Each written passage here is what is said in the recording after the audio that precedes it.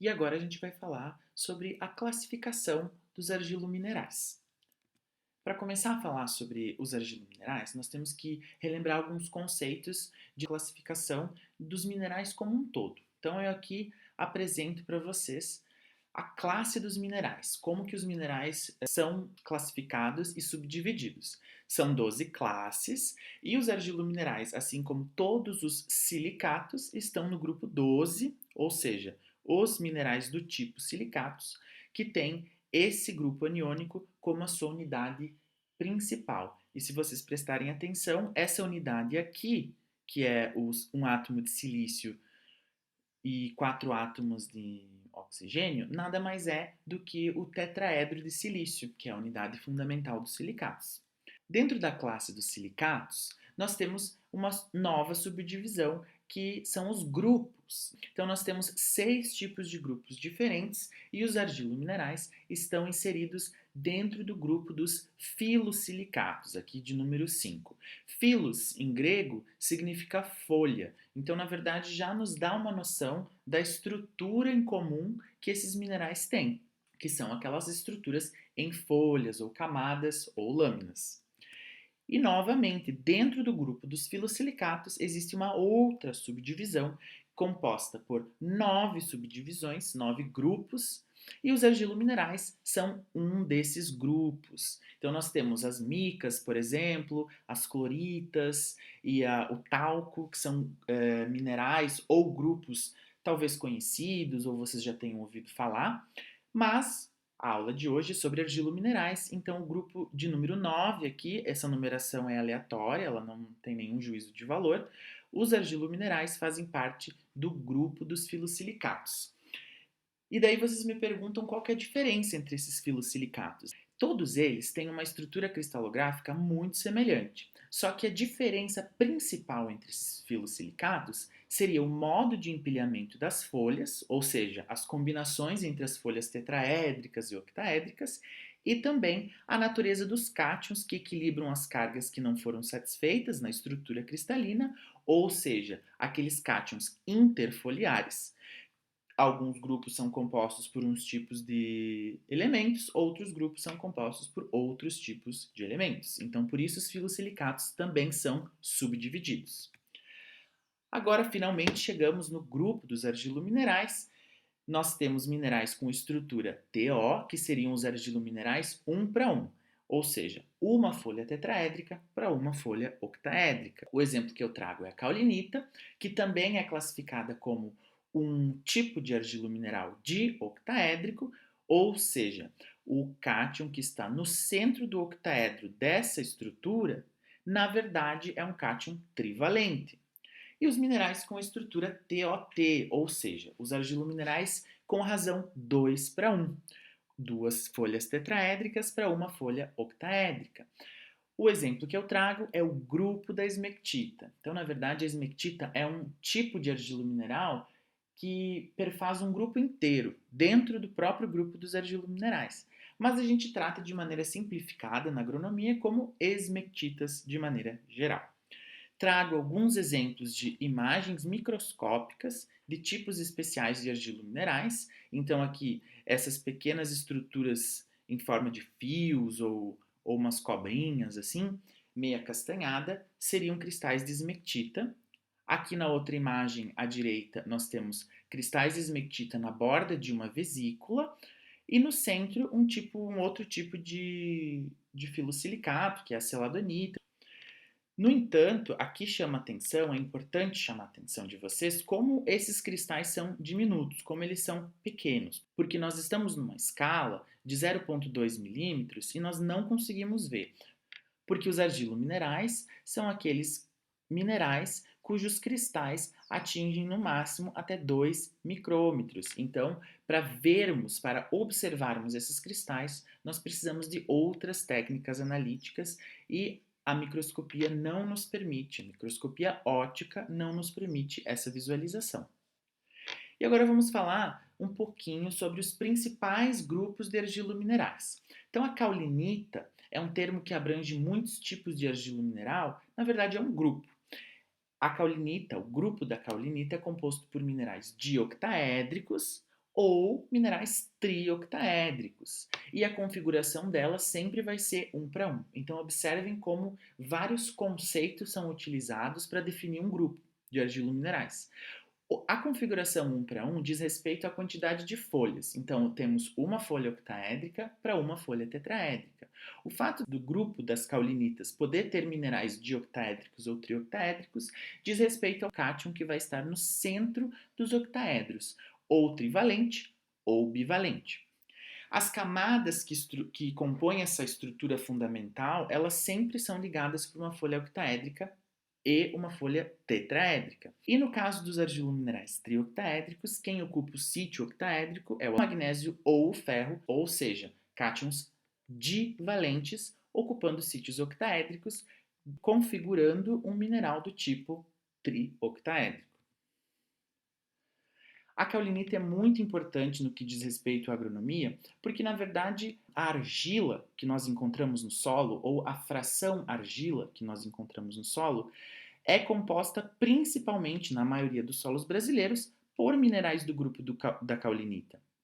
Particularmente nos solos mais intemperizados, como eu trago de exemplo alguns tipos de solo classificados como latossolos e argissolos. A caulinita pode ser dada do material de origem, tá? Mas ela é principalmente formada pela alteração de minerais primários, minerais que foram desagregados da rocha-mãe e foram sendo submetidos a processos de decomposição, principalmente os feldspatos e os plagioclásios. Já o grupo da ilita é composto por minerais dioctaédricos com configuração 2 para 1, ou seja, duas folhas tetraédricas e em meio a essas folhas, uma folha octaédrica. Esses minerais, eles principalmente são formados a partir do intemperismo de silicatos. Novamente, os feldspatos aparecem aí. E também outros filosilicatos. Não vamos esquecer que os argilominerais fazem parte do grupo dos filosilicatos. Então, os demais minerais do grupo dos filosilicatos podem sim ser suscetíveis a processos de decomposição ou a processos de alteração que vão gerar argilominerais. O exemplo mais comum é o grupo das micas. O grupo da esmectita é composto por minerais dioctaédricos ou trioctaédricos. E a estrutura dos argilominerais do grupo da esmectita é formada por duas folhas tetraédricas e em meio a essas folhas uma folha octaédrica, que vai ter ou alumínio, ou ferro, ou magnésio, e daí vai refletir na composição, ou melhor dizendo, na classificação dioctaédrica ou trioctaédrica dos argilominerais desse grupo. A característica mais importante e a mais distintiva desse grupo específico de argilominerais é a capacidade que esses minerais têm de expandir ou contrair sem que a sua estrutura atômica seja danificada. E esse é um fenômeno que vai impactar diretamente as características físicas e químicas dos solos. Nós vamos ver isso mais para frente. Quando ocorre uma expansão, ou seja, quando há a expansão dessas folhas, dessa estrutura cristalográfica, o cátion interfoliar pode ser um potássio, pode ser um sódio. Vamos imaginar aquele cátion que está entre as estruturas das folhas TOT. Ele pode ser trocado por outros tipos de cátions ou até mesmo por água. Isso vai resultar no que a gente chama de capacidade de troca catiônica. Esse é um fenômeno também importante no que diz respeito a características do solo. E a gente agora vai se referir à capacidade de troca catiônica como CTC. Os argilominerais do grupo da esmectita são aqueles que tradicionalmente provocam rachaduras nos solos. Por quê? Porque eles são minerais expansivos. Em condições de muita umidade, eles acabam expandindo, absorvendo moléculas de água, e quando é muito seco, eles contraem, liberando essas moléculas, então de água, eles contraem, e essas diferenças vão resultar nas rachaduras dos solos. É a partir da decomposição de rochas primárias que nós encontramos os argilominerais do grupo da esmectita. E os solos que possuem grandes quantidades de esmectita são tipicamente solos mais jovens e poucos evoluídos, como aqueles classificados como chernossolos e vertissolos. Então, o intemperismo de alguns minerais primários, como plagioclásios, piroxênios e anfibólios, pode resultar em algum tipo específico de argila mineral do grupo da esmetita. Aqui nós temos o exemplo de um solo, que tem várias gretas de contração por causa desse fenômeno de expansão e contração das esmetitas, e aqui eu trago o exemplo de um concreto, uma parede que passou por esse mesmo processo de expansão e contração, resultando em rachaduras que podem comprometer a estabilidade de estruturas na área da engenharia civil. Agora eu vou tentar ilustrar o fenômeno da expansão versus o fenômeno da contração. Aqui eu trago um exemplo de uma estrutura cristalográfica de um argilo mineral qualquer. E nós conseguimos observar inúmeros aspectos dessa estrutura. Ou seja, as folhas octaédricas entre duas folhas tetraédricas. E para repetir essa estrutura, nós temos cátions interfoliares que vão estar aqui dentro, agindo como ligantes entre as duas folhas. E essa estrutura vai se repetindo sucessivamente. O exemplo que eu trago aqui é uma molécula de água. A esfera rósea, que está entre as duas estruturas de folhas, tetraédricas e octaédricas, pode ser a água, e nesse caso, num momento de umidade extrema, o espaçamento entre as camadas vai ser um espaçamento expressivo, porque é como se essa estrutura fosse uma esponja e ela conseguiu absorver o máximo possível de moléculas de água do seu ambiente, e isso acarretou num espaçamento entre as folhas maior. Agora, o que acontece se nós passarmos por um período de seca e a umidade diminuir drasticamente no solo, por exemplo?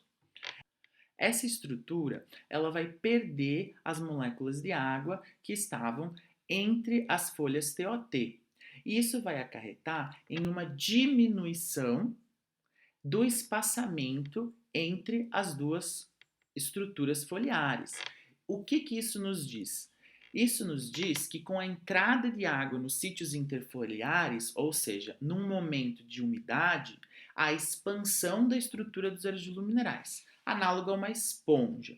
Com a saída dessas moléculas de água dos sítios interfoliares, em momentos de umidade baixa ou intensa seca, há a contração da estrutura dos argilominerais, porque eles vão perder essa água entre as estruturas TOT.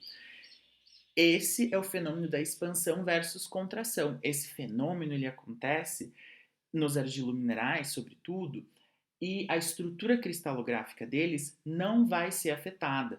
Então, é muito importante para inúmeras áreas da indústria esse fenômeno que a gente chama de expansão ou contração. Então, na verdade, quando a gente trata do assunto argilominerais, um dos primeiros aspectos que a gente tem que observar é se o argilo mineral que a gente está trabalhando é expansivo ou não. O outro conceito interessante de ter em mente é o conceito de capacidade de troca catiônica, ou seja, CTC, que funciona de maneira semelhante ao que eu comentei agora sobre a expansão ou contração. Eu tenho a mesma estrutura genérica de um argilo mineral, com as camadas TOT se repetindo, só que agora, para a gente ilustrar o CTC, a gente vai mencionar que essas esferas róseas, na verdade, são cátions interfoliares genéricos, que dependendo do tipo de argila mineral, pode ser sódio, pode ser potássio, pode ser magnésio e etc. Os argilominerais, alguns deles, não todos, possuem a capacidade de trocar, ou seja, se aqui nós tivermos um cátion de potássio, por exemplo, esses cátions eles podem sair e ser substituídos por outros tipos de cátion, como por exemplo o sódio, sem afetar a estrutura cristalográfica do argilo mineral. Então, nós chamamos esse fenômeno de capacidade de troca catiônica e também é uma característica que vai influenciar muito na qualidade ou então nas características dos solos.